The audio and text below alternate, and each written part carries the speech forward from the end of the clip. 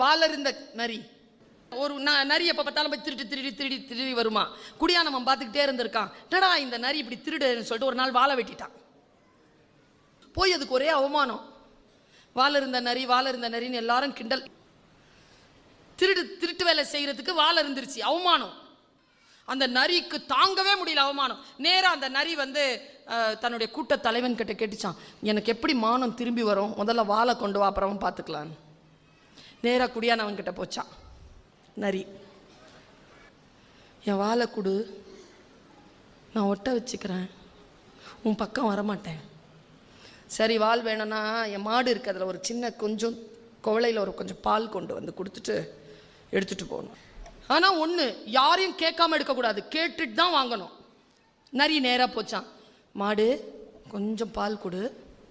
குடியானவன் கேட்குறான், என் வால் வாங்கணும்.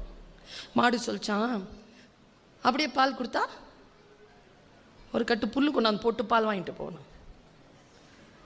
போய் நேராக புல்லுக்கிட்ட கேட்டுச்சான், ஒரு கட்டு புல் எடுத்துக்கவா. எடுத்துக்க, ஒரு வாளி தண்ணி ஊற்றிட்டு எடுத்துக்க.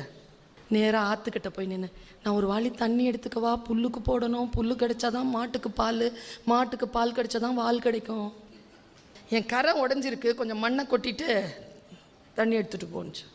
நேராக மண்ணுக்கிட்ட வந்துச்சான். மண்ணே கொஞ்சம் மண் எடுத்துக்கவா, ஆற்றுக்கு கொடுக்கணும்.